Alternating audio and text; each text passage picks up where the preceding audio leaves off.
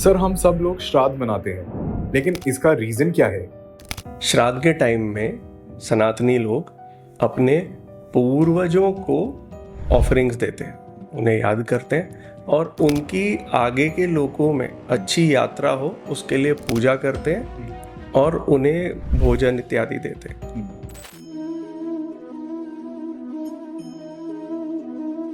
अब हम ऐसा क्यों करते हैं, एक पार्ट है, और दूसरा पार्ट है इस समय क्यों करते हैं, दोनों कवर करते हैं।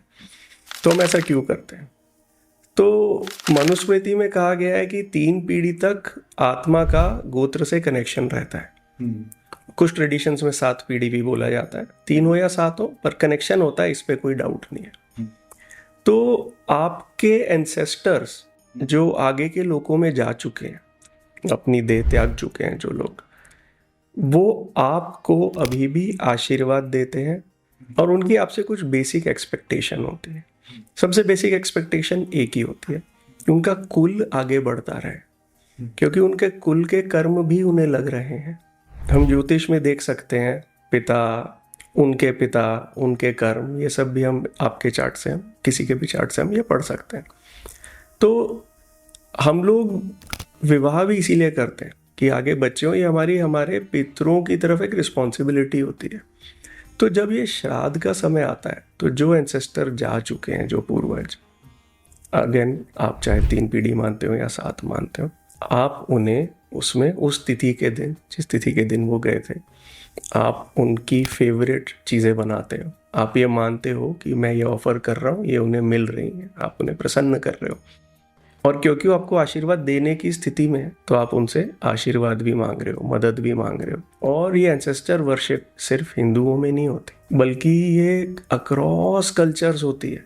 Even in western civilization grave पे जाके लोग कुछ ऑफरिंग देते हैं, फूल वूल चढ़ाते हैं, कभी कोई फेवरेट गिफ्ट रखते हैं। आपने देखा होगा मूवीज के सीन में भी होता है। तो ये पितरों को याद करना, आप यहाँ से लेके जापान तक चले जाएं।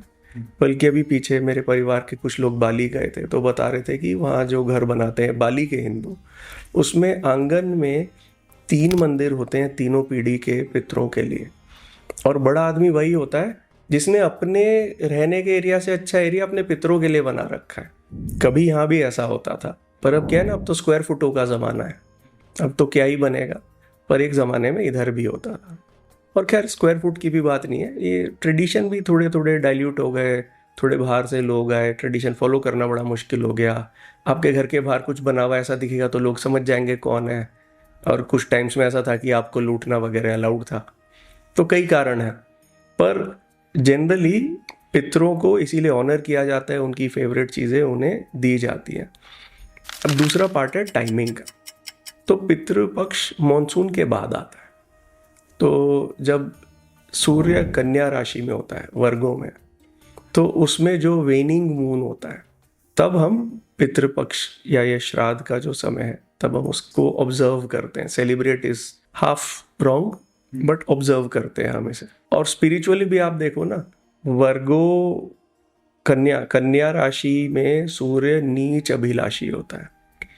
उसके बाद वो वहाँ से जाता है लिब्रा में, जहाँ पे सूर्य नीच या इनडेबिलिटी होता है। तो हमें ये भी समझने की ज़रूरत है, सूर्य आपको आपके लीनिएज से जोड़ रहे हैं, सूर्य आपकी आत्मा है।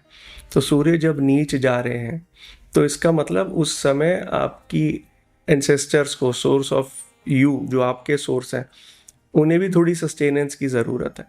अब इसके अलावा इसमें और बहुत सारी कथाएं इससे जुड़ी हुई हैं।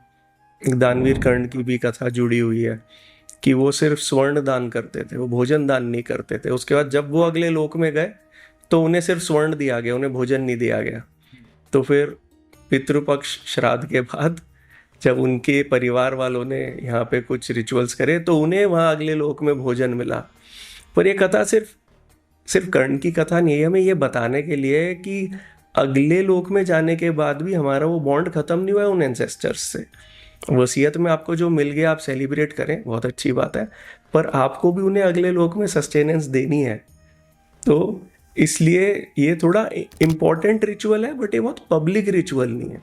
तो सब लोग क्वाइटली अपने तरीके से, जैसे कि अगर कोई है जिनके पिताजी को कोई संगीत पसंद हो इनके दादाजी की कोई फेवरेट फिल्म हो या उनकी कोई फेवरेट एक्टिविटी हो, कोई जगह हो, तो आप वो एक्टिविटी करके भी उन्हें याद एंड ऑनर कर सकते हैं। आप ये मानिए वो आए हैं आपसे मिलने, और उनकी फेवरेट डिश बनाना, उनका फेवरेट म्यूज़िक सुनना, उनकी फेवरेट एक्टिविटी करना, ये करके आप उन्हें बहुत कंफर्ट दे रहे हैं और आप अपने लिए भी अच्छा कर रहे हैं। तो ये सम टोटल है ये पितृपक्ष में ये सब रिचुअल्स ऑब्जर्व करने के पीछे।